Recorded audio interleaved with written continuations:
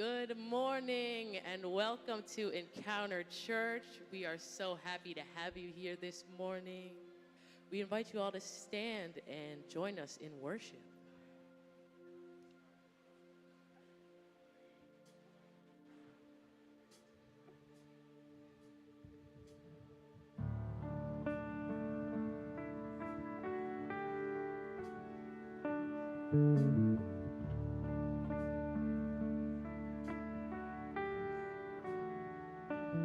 In the darkness, we were waiting without hope, without light, till from heaven you came running. There was mercy in your eyes to fulfill the law and prophets.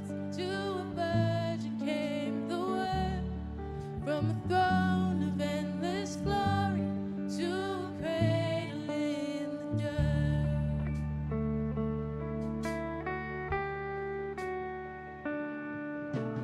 Praise the Father, praise the Son, praise the Spirit, three in one. God of glory, majesty, praise forever to the King of Kings.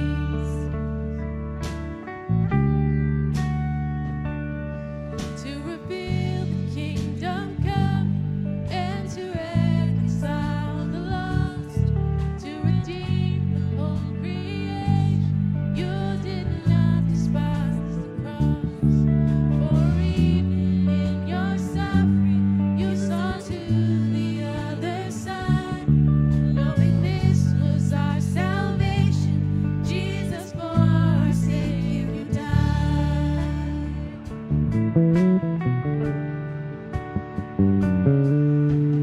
Praise the Father, praise the Son, praise the Spirit, three in one. God of glory, majesty,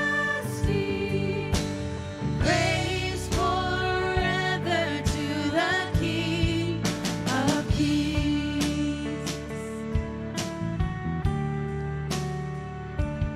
And the morning that you rose, all of heaven held its breath, till that stone was moved for good, for the lambs that conquered death. And the dead rose from their tombs, and the angels stood in awe, for the sounds of all who'd come to the Father all restored. And the church of Christ was born, then the Spirit lit the flame. Now this gospel truth of old shall not kneel, shall not faint. By his blood and in his name, in his freedom I am free. For the love of Jesus Christ, who has resurrected me. Yes, he did. He did it for us. Everybody sing. Praise the Father, praise the Son, praise the Spirit, three in one. God of glory, majesty,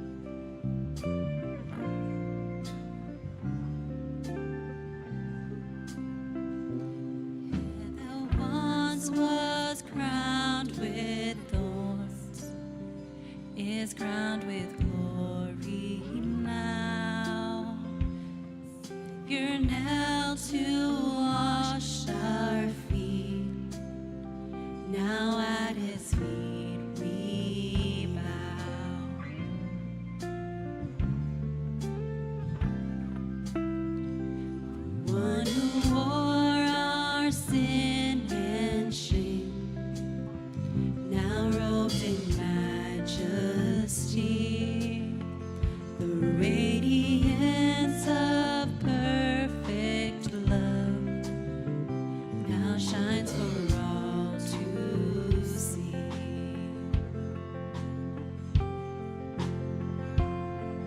Your name is victory. All praise will rise to Christ our King. Your name is victory. All praise will rise to Christ our King.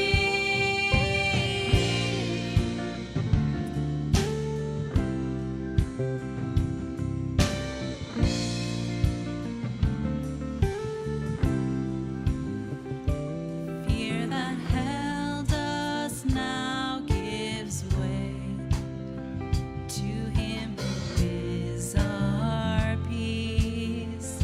His final breath upon the cross is now alive in me.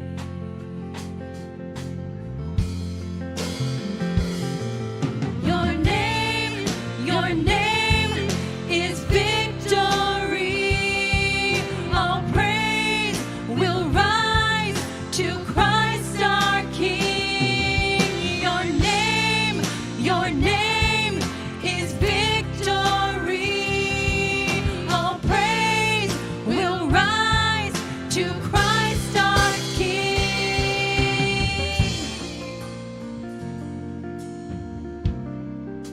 We bless you, Lord.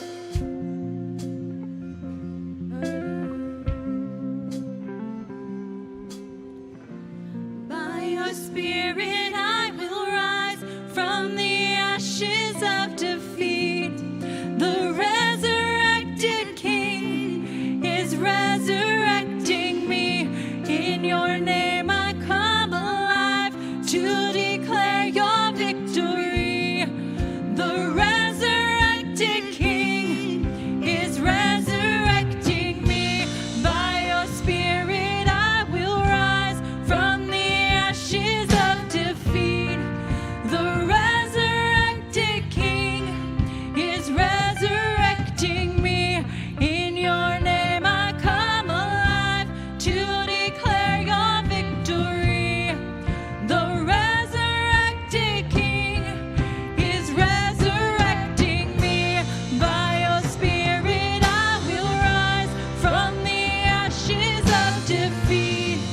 The resurrected King is resurrecting me. In your name I come alive to declare your victory.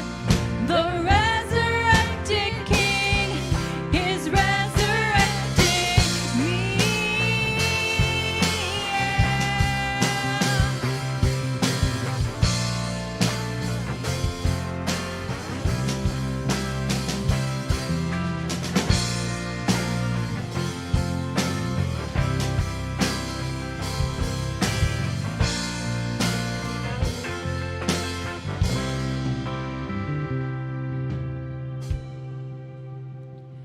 To my soldiers watched in vain was borrowed for 3 days. His body there would not remain. Our God has robbed the grave. Our God has robbed the grave.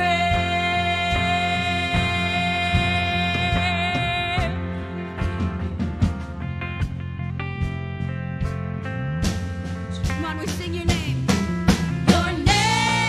Your name is victory. Our praise will rise to Christ our King. Your name is victory. All praise will rise to Christ our King. By your Spirit I will rise from the ashes of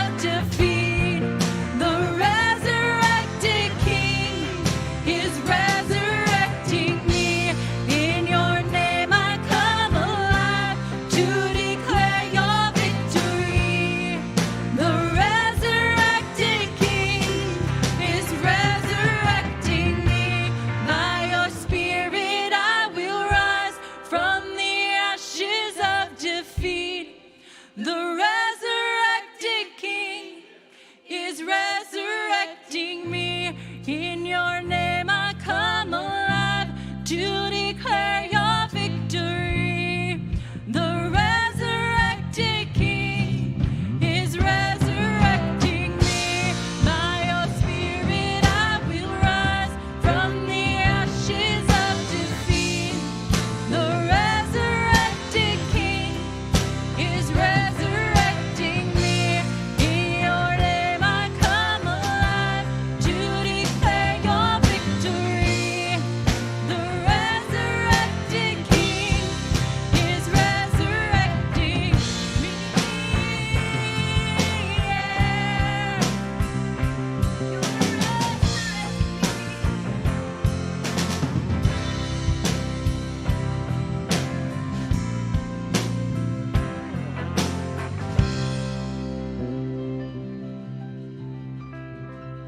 Jesus.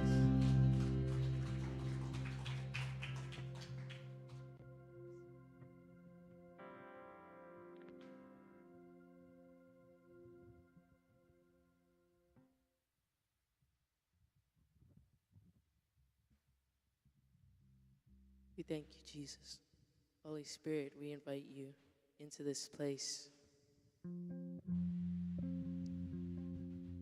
And we create an atmosphere to allow us to meet you here. Because without you, we can't do this in our own strength. So we trust you, we depend on you, and we love you, Lord. Can't go back to the beginning. Can't control what tomorrow will bring. But I know here in the middle is the place where you promised to be.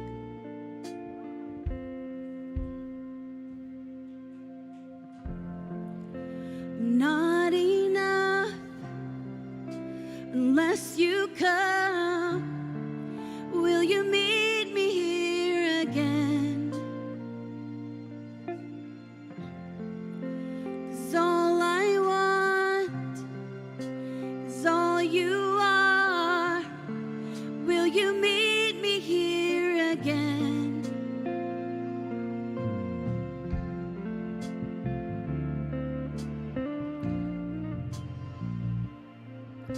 Church, make that your prayer. That He meet you here right now. As I walk now through the valley, let your love rise above every fear. Like the sun shaping the shadow, in my weakness, your glory appears.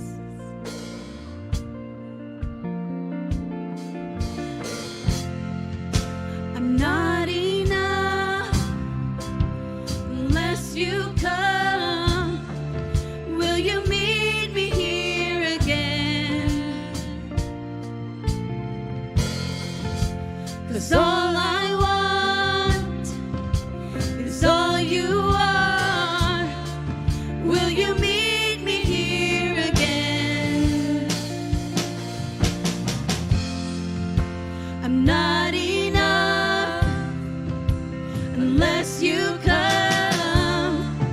Will you meet me here again? 'Cause all I want is all you are.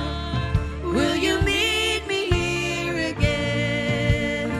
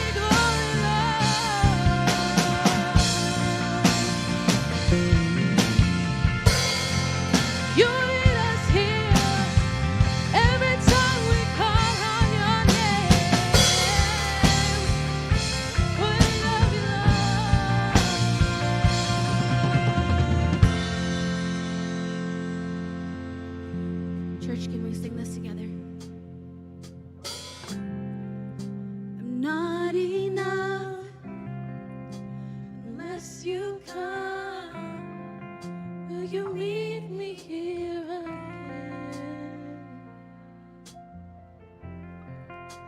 'Cause all I want is all you are.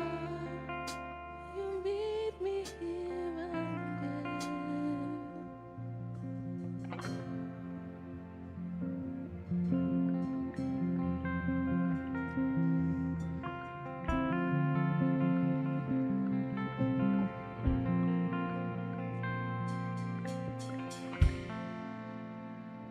You may be seated.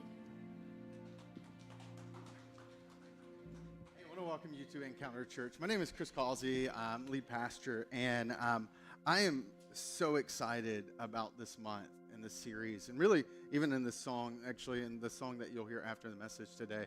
I think really in some ways set the tone for what I'm praying for in the second half of this year. You've made it through the first half of 2022, which, by the way, we thought 2021 was crazy, and we thought 2020 was crazy, and then 2022 said basically you haven't seen anything yet, right? It's just like, hey, let's throw a global war in there and kind of flirt with that one for a little bit and see what happens. And now we're kind of staring at some financial tensions and questions and frustrations, and the political climate is still very much very volatile. And so as we look to the second half of the year, just my own personal journey through this year, it's like, how do we set the stage for where we're headed? And there's kind of two things in this month that I think really help to set the stage and give you a preview for where this fall, I believe, as a church, we're going to be headed. One is that starting next week, we're going to have small groups kicking off. We have a group on Tuesday night. We have a group on Wednesday night that's all women's study. That I'm really excited about. Both happening here, 7 p.m. And so if you're interested in being a part of those groups, signing up for those groups, I encourage you to do that. You can do that through the Encounter Church app, which you can download for free at encounterchurch.com/app, or swing by Starting Point, which is a glass space on the way out, and we'll help you get set up for either one of those groups. So Tuesday night here, and then Wednesday night's just a ladies group study. So that's one thing that we have going on this month that I'm excited about. The other thing is a special series that we're going to be for the next month. And one of the things that if you've spent time at Encounter Church, you know that we do things a little differently. Part of it's my natural kind of upbringing and my skepticism of faith and church, and I'm really conscious of anything that would reek of manipulation or kind of anti-intellectualism. And so kind of a passion point of mine is I don't believe I should be the only voice teaching the Bible in your life. I'm not a cult leader. I do not hear from God directly. I do not have some red phone in my bedroom, which I guess, we wouldn't have those phones anyway, because that would be God being really old school. It would probably be some kind of holographic communication device if we were communicating with heaven in that regard. But I don't have that. I have the Bible. I have the Spirit of God living in me, and I study diligently. And so part of the church's passion is we believe there should be multiple voices teaching the Bible that you can engage thoughtfully with, and that you get different perspectives that are still rooted in Scripture, but reflect different kind of aspects and perspectives from life. So with that said, this month we get to have that. So in the month of July, I typically pull back for a season. Will not teach from the stage, so that I can bring in the voices that I think are going to be really impactful for you. And this month, we're going to be hearing over the next 5 weeks from two different voices that I think are going to be really helpful for you, especially as you think about the fall. One of them, they're all going to be doing this one series called Paper Walls. And the idea is let's lean into the conversation around excuses in our lives. I don't know about you, but there are plenty of areas in my life that if you ask me right now, why am I not doing anything about it, I can give you a because. And those because sound really strong to me, very solid to me. But oftentimes they're excuses. And this is a conversation around that this month is how do we uproot the things in our lives that are excuses that are holding us back from a life filled with better decisions and fewer regrets? How do we make the second half of 2022 better than the first half that we've just lived through? And so to do that, we have Andy Stanley, who's going to be joining us via video for 2 weeks, and we're going to have Dallas Darnell, who's part of this church, in the other 2 weeks, and they're going to tag team this conversation around breaking free from the excuses that hold us back in life. And I'm excited for you to hear that. Now, someone asked me earlier, they're like, oh, you don't have to speak for a month. You get a vacation. It's like, nope, I actually work harder, because what it gives me an ability to do is work on fall. And I am so excited about what I'm already working on for the series in the fall, for some of the events that we're starting to plan and dream about. And so I can't wait, because I think, honestly, this may be the most exciting season this church has ever had coming up. And so this gives, yes, thank you, whoever just clapped, because I can't see you, right? All of you. So I'm super excited, and so what I'm working on is what you're going to be stepping into in the next few months.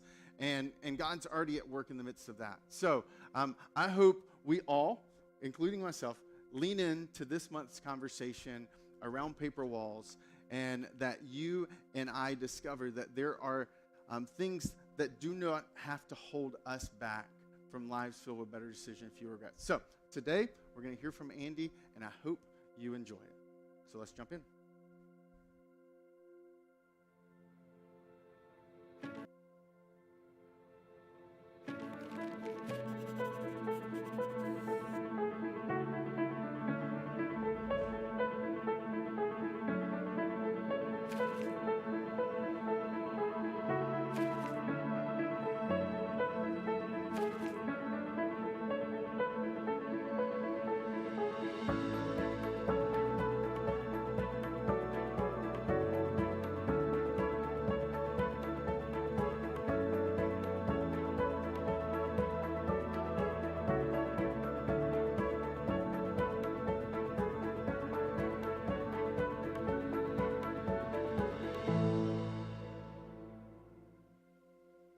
Now, there are, and you know this, there are a lot of things that are worth carrying forward in our lives from one season to the next, 1 year to the next.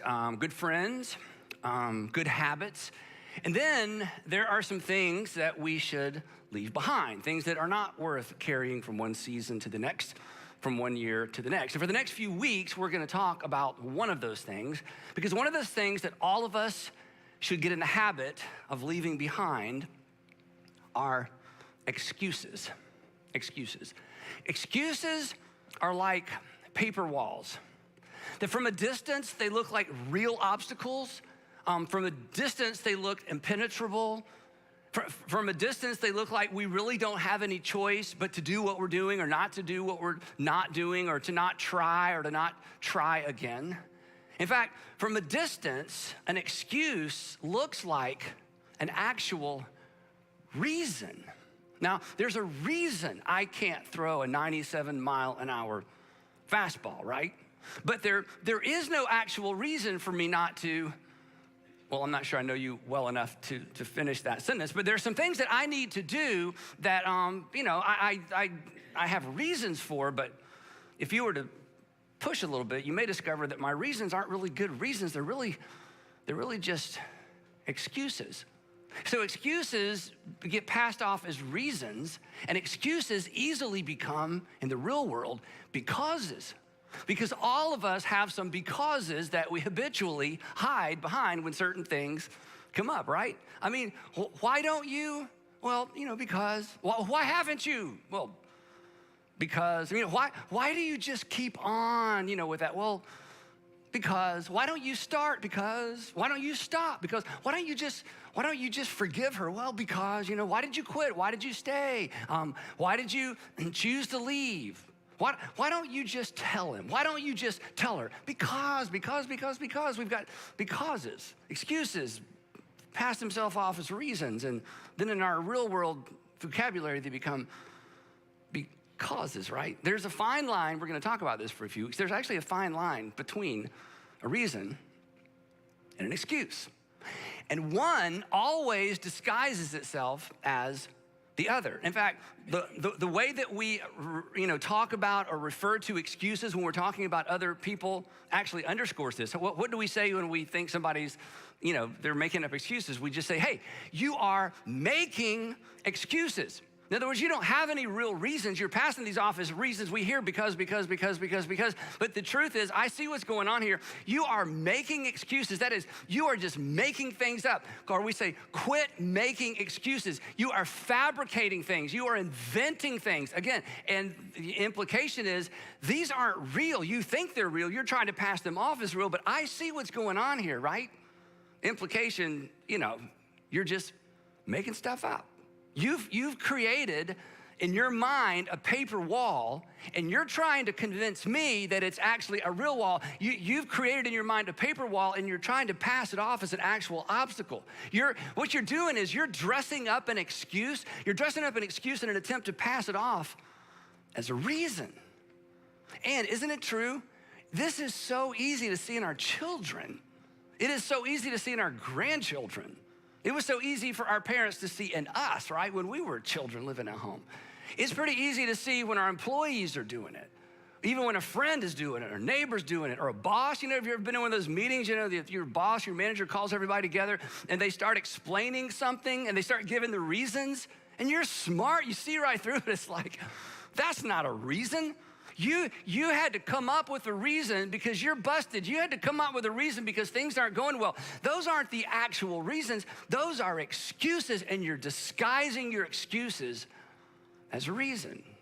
In fact, this is so easy to see in other people. It's so easy to see in other people that some of you are thinking right now about who you hope is listening to this message. Or how do I get my kids to listen to this one? How much will I have to pay them? It was $20 last time. I don't know how much, has the rate gone up? In other words, it's so easy to see in other people. We hope everybody will recognize those aren't real reasons. Those are excuses that you're disguising as a reason. We can spot an excuse in somebody else a mile away. We can't see it 6 inches away in the mirror. What we say is the reason. What we almost never say is, wouldn't this be refreshing? Well, my excuse is. So I thought as we get this started off, because this is so uncomfortable, right? In fact, some of you who are watching, you're like, I'm glad I'm not there for this because I can distract myself and I can, maybe change the subject, and I hope my person I'm watching with doesn't finish this because we've already had this discussion and he or she's already called me out on this. So I thought it would be fun to just practice something that we virtually never say that perhaps we should say more often. This may change a relationship for you. This may change a relationship between you and your kids or your parents or a husband and wife. So I just want you to repeat after me, and just look straight ahead, no elbows, no texting. Did you hear that? Just us, okay? Just repeat after me. My excuse is. Yeah, a little more, we're old. My excuse is. So repeat after me. You know what, honey? My excuse is, yeah, wouldn't that be refreshing? You know how you know it's be refreshing? Because you would love to hear him or her or your kids to say it. Why didn't you finish your homework? Well, Dad, my excuse is, wow, hey, at least we're dealing with reality, right? Why are you late? Well, my excuse is, what if nothing else, if you don't get anything else out of this series, what if we just quit disguising our excuses as reasons? Because what if we acknowledge, you know what? This isn't real. I've just made this up. And here's the challenge, and here's the question we're going to come back to for the next few weeks. Because this is emotional, and I'm going to give you some illustrations, but they're kind of light. I'll admit that up front, but just to kind of get our head in the game. Is it possible? I'm not accusing you because I don't know you. Is it possible? Are you at least willing to consider that perhaps some of your reasons, some of your becauses are actually just paper walls? They're actually excuses, something you've created. And the thing is, you have a reason for why you created the paper wall, okay? The excuse, we present it as a reason, but there is a reason we make excuses. And if we ever get back to the source of our excuses, we'll probably drop some of the excuses or acknowledge, you know what? That's just an excuse for something else. A paper wall or an excuse, maybe yours are constructed of things that someone told you. Maybe something someone called you. Maybe something someone labeled you in the past. Maybe it's something that someone expected of you and you didn't come through. So now you're through, and anytime that topic or that challenge comes up, it's like, oh, no, because in your mind, I tried that and I failed. Nope, just not gonna do it. Is it possible, and I think this is all of us at some level, is it possible you've invented reasons to defend certain behaviors, reactions, overreactions? Why do you always overreact? Well, I'll tell you why I overreact, and then you present your paper wall. Why do you always whenever your mom, whenever your dad, whenever we see them, you just kind of light up. Why? Well, let me tell you why, and it's really just a paper wall. Now, you got a reason because we're rational people. We have to have a because. We can't say, I don't know. I have no idea, honey, but that's just what I'm gonna, no, we just, because. Is it possible you have created a paper wall or an excuse for why you procrastinate about certain things, why you neglect certain things, why you avoid certain things? Is it possible you've created a paper wall for why you avoid certain kinds of people, certain kinds of people, events, circumstances, opportunities? I'll give you an illustration again. This is kind of light. I've shared this with some of you before. When I was in high school, our high school went from 8th to 12th. We didn't have middle school, 8th to 12th grade. And so I was a failed high school athlete. Everything I tried out for did not make it. Now, I'm tempted to tell you why, because that's what we do, right? The reason, I'm tempted, as soon as I say that, I want to go, the reason is because we had a big high school, blah, blah, blah. But the point is, I didn't make it as an athlete, and I loved sports, but I just wasn't good enough. There, I said it. I just wasn't good enough, right? you got to get it out there, right? So what happened is, I just didn't like athletes. Starting in high school. I've told you some of this. So if you're an athlete, it's like, oh, no wonder he just walks right. No, I just, and you know why I didn't like them? Because I wanted to be one and I failed. I couldn't be what I wanted. So it's easier not to like them than to admit something about me. Which is, I'm just gonna ask you a question. This isn't the topic, but I just can't pass by this. This is why you're watching. Are there types of people you just don't like? Rich people, pretty people, people who graduated, people who didn't graduate, college grads. Are there whole categories of people you don't like? You should pay attention to that because you think it's them. It's not. It's you. We're going to come back to that. So just, put a little check mark by that, So here's what happened to me. So as I became, started doing ministry and got some kind of successful, I got invited to speak to all these sports franchises, college teams, and chaplains, do chapel before an NFL game. Teams would come to town. I get all these calls, and 100% of the time it's like, nope, I'm busy. Nope, I'm busy. Nope, I'm busy. I can't. I would love to lie. I would love to lie. I would not love to. I would be so intimidated. I don't even know who you are. I don't even know the rules to that game. Okay, but I would love to, but I'm too busy, and I would pass off these opportunities to some of my friends. Oh, Andy, you're so humble. I'm so humble. It was just an excuse. I was just intimidated. I was just uncomfortable. Here's something. This is big. This is huge, okay? You know what is at the root of your excuses? And I know we've never met, but this is true of all excuses. At the root of an excuse is blaming something internal on something external. This is so insidious. It's something that's wrong with me, but it's so hard to look in the mirror to admit. So I decide it's not me, it's something out there. And the moment I decide it's something out there, I begin constructing a wall. And I think I'm protecting myself. I'm actually hemming myself in, and I'm keeping myself out of opportunities. And maybe relationships, and maybe better relationships, because of something I just won't admit to myself. You know what happens? I won't sounds like, well, I can't. The truth is I won't, but I'm not gonna say I won't. I just say, I can't. I'm afraid to try sounds like, well, then that's just not my thing. That's just not me. I don't really care about that. The truth is I'm afraid to try, but I'm not gonna say I'm afraid to try. I'm gonna say, you know what, that's just not my thing. And after a while, this becomes like a reality. Again, it's an excuse. It's a reason I've manufactured. It's a because I hide behind that you hide behind. So back to the sports thing for a second. So when Andrew and Garrett, my two sons, got interested in sports, I wanted them to be interested in music. They weren't interested in music. They were interested in sports because God's like, I'll show you. Anyway, so, which is fine. So they start playing baseball, they're 8, 9, 10 years old. So, they always want dads to be the coaches. Well, do you think I volunteered to coach my sons? Are you kids like, nope, you guys got this, they're 8 years old, I know. But, I'm left, ready for this one? Okay, don't laugh. I'll see if you can not laugh. I'm left-handed. I can't even borrow a glove. Get it? Because everybody's right-handed. Okay, yeah, you didn't get it. Anyway, I came up with all kind of paper walls, right? So then the coolest, or not coolest, the awful thing that turned out to be a cool thing happened. So Andrew, my oldest, is 10 years old, and they just moved up to kid pitch. Some of you remember kid pitch. This is when 10-year-olds throw baseballs at other 10-year-olds, okay? They call it kid pitch, but there's, this is a kid pitching. Anyway, so kid pitch, it's the second game. I'm on the bleachers with my friend Dave, because I'm not about, I'm just going to be, the dad fan. Second game, this dad, 3 bleachers down or 3 rows down, the umpire makes a call. Now, keep in mind, these boys are 10 years old, okay? 10 years old.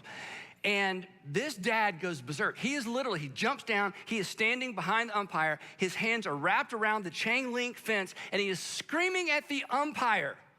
They are 10 years old. He's lost his mind.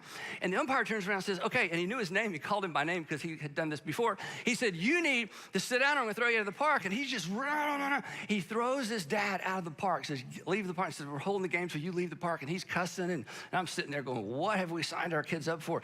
Then our coach, daddy coach, comes out of the dugout, and he starts getting on the umpire about the call and throwing his buddy out. So the umpire, now some of you are like, yeah, seen this 1,000 times. Others of you are like, I'm not allowing my kids to play organized sports, okay? If I ever have kids. So then the umpire, I'm not making any of this up, umpire throws our coach out. You're out. Leave the park. Then the assistant coach comes out, and this is almost a quote. So I guess if you're going to throw him out, you're going to throw me out too. Throws the assistant coach out, calls the game. The boys are 10 years old. They're like, this all happened within, a minute and a half, right? The game over. Now, they're 10 years old. Do you know what their biggest concern is? Are we still going to Brewster's? Does this mean we can't go to Brewster's? They're 10 years old. They want, that's an ice cream place for those of you who live in different parts of the country or the world. Yeah. So then the coaches, get the boys together, and they're apologizing. The umpire walks out and says, you two, out of the park. You cannot come to the next 2 games. Yeah, he wasn't messing around. So there's Dave and I, and we were the only dads there, some moms, and it was an afternoon game. And the coaches come over and say to me, Andy, look, me and so-and-so, we're out. Would you and Dave coach the next 2 games? And I'm thinking, I know I can at least not get thrown out of the game. Okay, I think this is something that if the bar is as low as don't get thrown out of the park, I can do this. I got this. Now, my point in telling you is this. Because of some silly way I thought about myself, and again, you think I'm exaggerating? I promise I'm not. Because of, they're them, and I can't do that, and these guys know all about baseball. Look at them, they're all professional, they used to be college athletes, and I don't measure.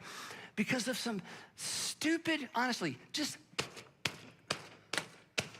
paper wall, I almost missed out on one of the greatest joys of my life, because from that moment on, I started assistant coaching my boys' baseball teams. And when I look back on those pictures, and when I drive by those baseball parks, it is still emotional because of the joy to be with my sons, to learn. It's just that season is one of the greatest seasons of my life. And I'm telling you, I almost missed it because I thought, oh no, I can't. Now here's the point. We all have these. And here's the thing. Do you know what's on the other side of this? We don't know. We just think we know. And because we think we know, we're like, I'm too afraid, I can't do that, I'm not talented enough, I didn't get education, I don't know anybody, whatever, right? So, is it possible? Just you gotta think about this. Is it possible you're missing out because you've walled yourself in? Is it possible that a because is actually an excuse?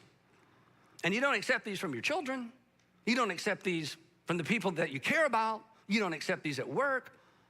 Why in the world would we accept these from people in the mirror, the person in the mirror.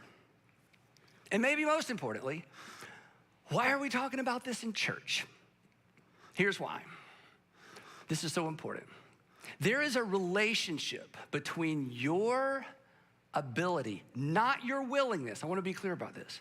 There is a relationship between your ability to follow Jesus and your willingness to push through your paper walls and to acknowledge that your reasons are excuses, your becauses are actually excuses.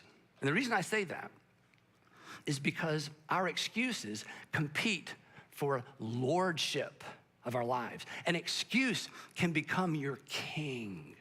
An excuse can become your master. An excuse can become your boss. Because you know what excuses do? Excuses tell you what you can't do. You can't do that. You shouldn't try that. You shouldn't try that again. You should not talk to him. You should not apologize. You should not acknowledge that. You should, you shouldn't, you should, you shouldn't. And next thing you know, your excuses are telling you what to do. You can't succeed at that. Nobody, you know, somebody already tried. You remember what they said. You remember what they had said last time. Next thing you know, your excuses are your king. They're sitting on the throne of your life. And you, if you're a Christian, you could spend the rest of your life singing about King Jesus and serving King Excuse.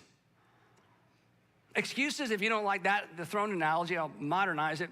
They can become a board of directors. Nah, don't try that.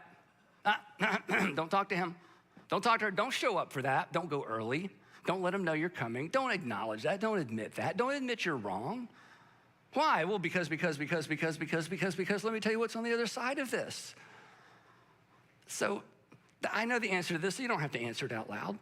And I hope I'm not, insulting anybody, but do you want excuses to be the boss of you?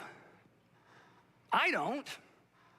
And we've never met, but I know you don't.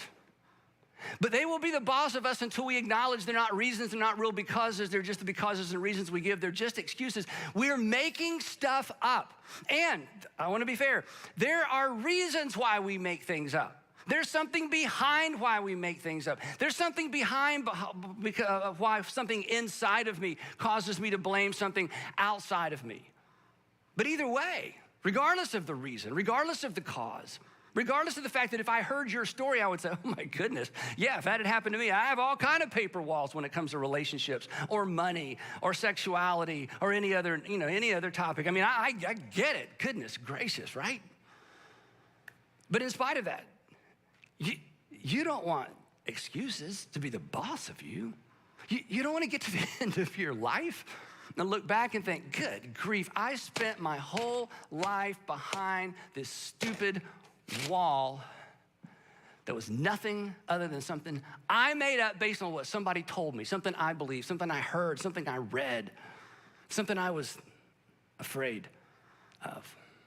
So in the book of Hebrews, in the Old Testament, New Testament, the Bible's divided two parts. In the New Testament, the New Covenant, there's we call it a book. It's not really a book, it's a sermon called Hebrews. We don't know who wrote Hebrews. And in the document of the book of Hebrews, the author is trying to get some Jewish Christians not to use the difficult time they're going through as an excuse to quit following Jesus. Because they were following Jesus, they hit some bumps. There were some difficult things going on. So he's saying, look, please don't give up following Jesus because of these difficult things. That's not a good reason. That really, you're making an excuse. And in the midst of this conversation, in the midst of this document, he gives a general principle that whether you're a Bible person or not, a Christian person or not, this is just great advice. And here's what he says. He says, look, I know what's going on. I know you got a reason for your reasons. I know, you've got a reason why you're fabricating these excuses, but let us, this is so good, let us throw off everything that hinders. Let us, as you think about the future, as you think about moving forward, he says, I want you to throw off anything that hinders. And it's sort of an analogy. It's kind of a sports analogy, strangely enough. I don't use them much, but if they're in the Bible, I can't avoid them. Anyway, he's talking about running. He says, anything that hinders you from running, from racing, from staying in your lane, you just need to get rid of it. Rid yourself of every encumbrance. Rid yourself of anything that's an impediment that trips you up. And this is so fascinating, or as an example of, and the sin that so easily entangles. Now, If you used to be a Christian or you're exploring faith, what I'm gonna say next is so important as you think about moving forward. And maybe if you've been a Christian a long time, this will put some things in perspective. This word sin, if you follow Jesus through the Gospels, Jesus is very specific about what sin is. And he doesn't give a list. Here's 5 things not to do, here's 4 things. He doesn't do it that way. Do you know what sin was for Jesus? It's so consistent. Sin was anything that hurt someone. Sin was anything that hurt someone, and sin was anything that hurt you. Which makes sense, because if God so loved the world, and he loved the people in the world, then he doesn't want the people of the world to get hurt, and he doesn't want them to hurt each other. And you're like a good parent, you know, when you see somebody do something to one of your kids, or one of your kids does something to a brother or sister that hurts them, you're not upset because they broke a rule. You're upset because your child got hurt, whether there was a rule about that or not. From now on, there's gonna be a rule, but we don't do that because it hurt your brother, hurt your sister. So anything that hurts another person, that's what sin is. And if you hurt yourself, from God's perspective, who loves you, that's a sin. Lying is a sin. Lying is a sin because you know what lying does? We talk about this. Lying breaks a relationship. You can't have a real relationship with somebody who lies to you. Lying breaks a relationship. Well, anything that breaks a relationship breaks God's heart because God's about relationship. So lying is a sin. And lying to yourself is a sin. Lying to yourself is a sin because lying to yourself hurts you. An excuse, if you want to look at it from this perspective, an excuse is really just a lie we tell ourselves about ourselves. I can't. I'm not good enough. I tried. I don't, you know, a lie, an excuse. It's just a lie we tell ourselves. We tell the person in the mirror about ourselves. And when we lie to ourselves, we hurt ourselves. And when we hurt ourselves, we sin against ourselves. So when the author says, I want you to get rid of anything that's an impediment to you running your race, and the sin that entangles you, it includes this. In fact, some of you have lied to yourself. You've got so many paper walls. In fact, before this series is over, maybe before this day is over, maybe we've already gotten there, some things have already come to mind. You've lied to yourself. You've hurt yourself, which means, this is odd, but you owe yourself an apology. You should go home, sort of being facetious, but maybe this would help you. You need to go home and look in the mirror and apologize to yourself.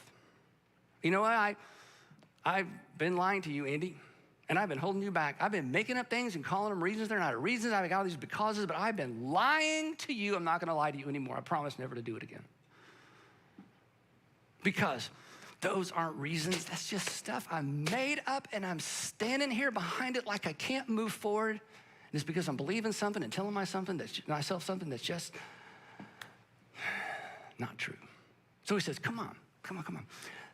This is great advice, Christian or not. Throw off everything that hinders you and the sin that so easily entangles you. In other words, no more excuses. He says, and once you do, you're gonna be free. Back to the running thing. You're gonna be free to run. He says, and once you do, this is so, you can almost hear the music in the background. And let us run, he says, let us run with perseverance or endurance, the race marked out for us. Now, this is a fascinating thing. Whether you're a religious person or not may determine how you interpret this. But if you're a Christian and you grew up with the notion or you believe that God has a plan for you, that's your race. That God has a will for your life, for your family, for that you do something on purpose and end up with purpose and look back on your life and feel like, hey, my life mattered. He says, the author says, look, I want you to run the race. There's a race that's been marked out for all of us Jesus followers, and then there's a race that's been marked out for you specifically. And if you're not a Jesus follower, if you're not a Christian, you've got goals, right? You've got some mental picture of what could and should be for your future and your family. And the author is saying, look, don't lose your own race. And don't lose your own race because you blame things that really weren't even real to begin with. Would you just get rid of anything that holds you back so that you can at least run and compete in the race that God has laid out for you? Yeah. Instead of just making stuff up. Now, what he says next, I want to tell you what he says next before I show you how the author says it next. This is such a huge idea.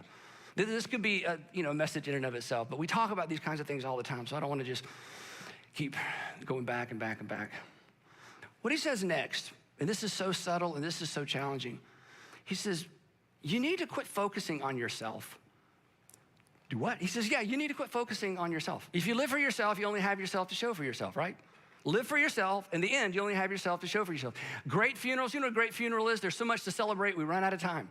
Do you know what a bad funeral is? Nobody wants to speak for the deceased. Pastor Stanley, you've got 30 minutes. We got nothing. Well, I don't even know. Well, it doesn't matter because there's not a lot to talk about. Just, let's just get through it, right? Live for yourself. You'll only have yourself to show for yourself. People who build paper walls, and again, nobody does it on purpose, but people who build paper walls and live behind paper walls, people who make excuses, rarely make much of a difference. Have you noticed that? People who live behind paper walls and make excuses, even though their reason, we buy their reasons, at the end of the day, they rarely make much of a difference because paper walls keep you and keep me from being engaged. Paper walls, they make us small. They make us self-absorbed. Paper walls, they rob you and they rob others. And paper walls rob the people around you of you. Here's a harsh reality. This is super deep. You may not agree with this, and that's okay. Excuses, not always, but maybe more times than we want to admit. Excuses are often selfishness disguised as humility. Oh, that was me. Like, thanks for that opportunity, but I'm busy. Liar. You sound so humble. You let the other pastors have that opportunity. You look so humble. You're just afraid. Sometimes our excuses, they come across as humility when it's really anything but. Now, if you're not a religious person, not a Christian, exploring faith, but not quite there yet, I need to drop you off right there. You're certainly welcome to listen to the rest of the message, but I'm just gonna leave you there. So between now and next time, don't miss next time, just acknowledge, start looking for paper walls and decide you're gonna throw off anything that gets in the way of you finishing the race that you have set out for you, whether you think God has set one out for you or not, okay? Because this is relevant to all of us. But if you're a Jesus follower, there's more. If you're a Jesus follower, the author says, oh yeah, one more step. This is so powerful. And many of you have heard this verse so many times, you've memorized it. He says, and while you're, let me just read the whole thing. Let's throw off everything that hinders and the sin that so easily entangles, and let us run with perseverance the race marked out for us. No period, just same sentence. Fixing, it's a participle, as you go, fixing our eyes on Jesus. Literally looking away to Jesus, or looking away to Jesus. Looking away from the excuses, looking away from the fears, the lack of opportunity, the lack of resources, the failure in the past, maybe even a disability. Looking away, fixing our eyes on Jesus. This is so powerful. When you fix your eyes on Jesus, or we talk about following Jesus, when you choose to follow Jesus, you will eventually have to stop manufacturing excuses. If you really decide to follow Jesus, Jesus will lead you through these. Jesus will expose those. If you follow Jesus, you will eventually have to stop manufacturing excuses because you'll eventually have to stop lying to the people around you and lying to yourself. We will stop hiding behind the why nots. And I know this is a little hokey, but it's true. We'll begin asking, why not? Why not forgive? Why not initiate that conversation? Why not try again? Why not sign up? Why not finish my education? Why not just pay off that debt? Why not just be honest with her, be honest with him? Why not? When you follow Jesus, he's gonna lead you through all this nonsense. And what was so scary and what shut you down one minute, it's gonna be an opportunity the next, because he loves you. And you know this, right? The people, isn't it true, the people who do the most good in the world are often the people who have the most reasons not to? I mean, aren't those the stories where like, oh my goodness. I mean, they didn't have paper walls, they had actual reasons. And look at what they accomplished. in the world. They just took what they had and they did something with it. And instead of, spending all this energy coming up with becauses and reasons and excuses, they just did what they could, and they've done remarkable things. I feel like my dad's one of those people. Sandra's dad is one of those people. So you, Dad, why don't you be one of those people? Mom, be one of those people. High school senior, be one of those people. Single adult, new to Atlanta, just be one of those people that decides, you know what? It doesn't matter what I have or don't have. I'm just not gonna live my life behind a fabricated reason and excuse. I'm almost done. There's a relationship between our ability to run our race with endurance and our willingness, and it's willingness, it's not ability, and our willingness to acknowledge that we're living behind paper walls.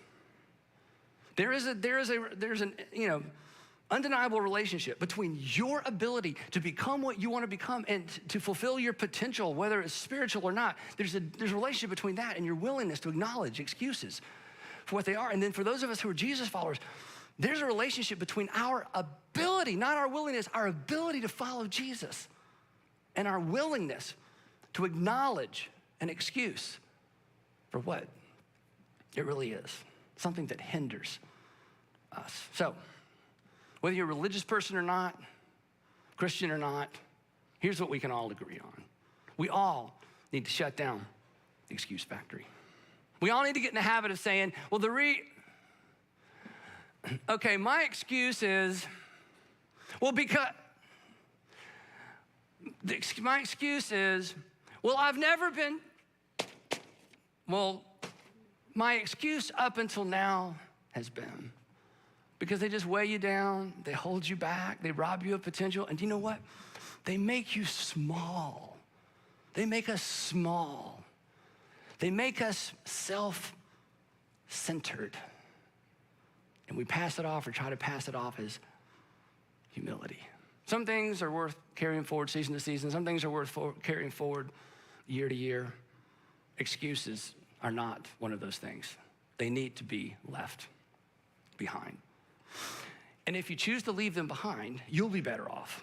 And if you choose to leave them behind, your family will be better off, or your future family will be better off. And if we all decide to leave them behind, the world will be a better place because we will be free to follow our Savior instead of saying no for reasons that are no reason at all. So, let's shut down the excuse factory. Let's move beyond our paper walls. And in part 2, I'll start the process of telling you how. So don't miss part 2 of paper walls, moving beyond the excuses that hold you back. Before you go, 3 questions to keep the conversation going, or maybe to get the conversation going with the folks that you're watching today. Number 1, if you ever exposed and discarded a personal excuse, in other words, maybe you're listening to this going, hey, I did that one time. I realized that there was something, I used this excuse for a long time, and I finally realized, no, this is just an excuse. If you've been through this process, you should share that with your family, or you should share that with the people in your small group, because some of that's gonna be in common with what we talk about next time. Number 2, during the message, were you reminded of something you tell yourself as a way to avoid responsibility or opportunity? Number 3, have you been lying to yourself? Do you owe yourself an apology? Parents, grandparents, one of the most important things we can teach our kids is how to discern or differentiate between an excuse and a reason. And one of the best ways to teach it is to model it. So let's go first, and let's go first out loud. Let's not run the risk of losing our own race. Heavenly Father, thank you for the reminder. Thanks for calling us out from behind the things that we hide behind. Father, we all struggle with this at some level. We are insecure, we're afraid, we have failures. It was a failed relationship and failed financially. We tried, somebody made fun of us. There's all kinds of things. And Father, we know it's kind of silly, but it is real, real, real. So give us eyes to see. Give us the courage to respond. And I pray that as a result of our time together today, as a result of our time together through this series, that we would be free to live the life you've called us to live. And that we would model for the next generation what it looks like to punch through the paper walls. In Jesus' name, Amen.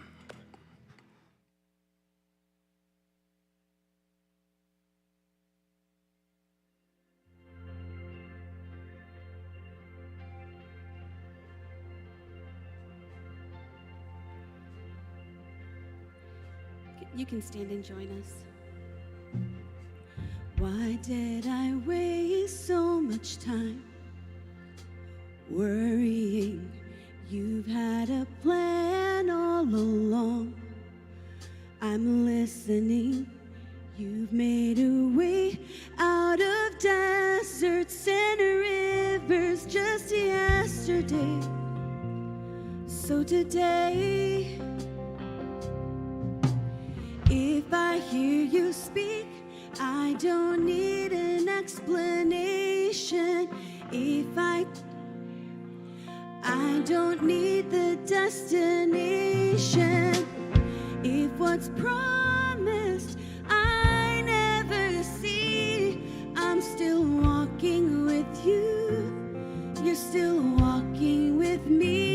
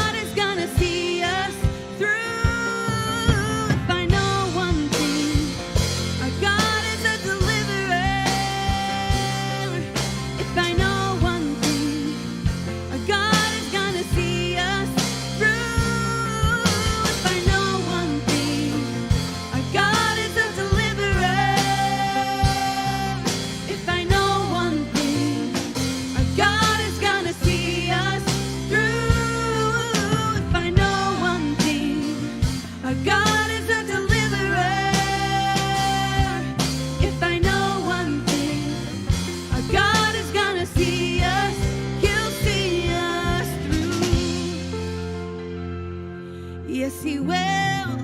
He'll see us through. Yes, he will. Oh,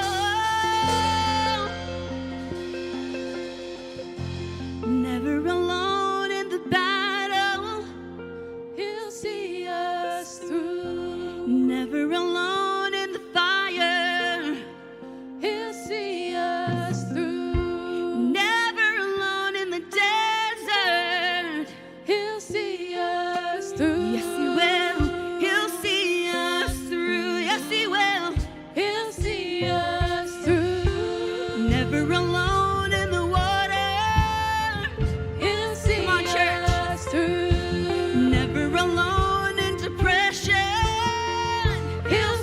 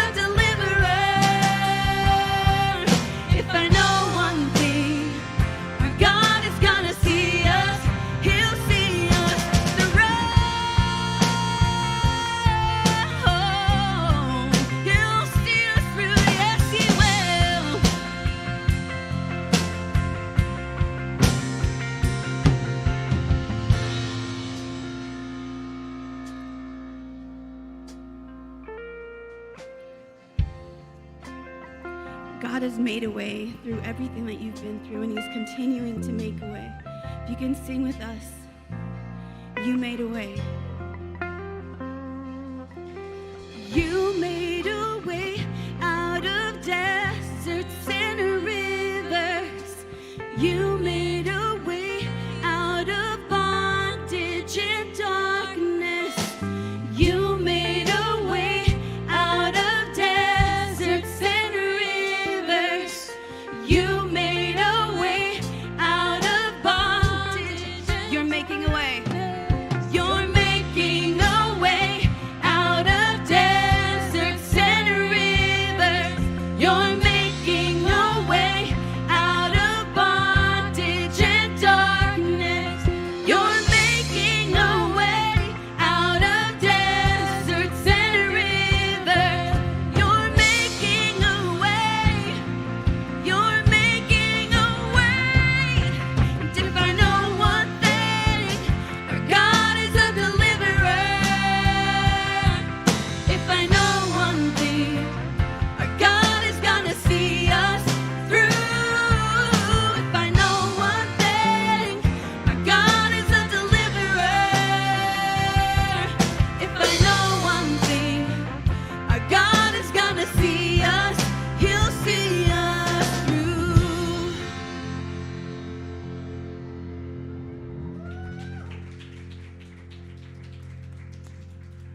I hope you found that message and that song powerful.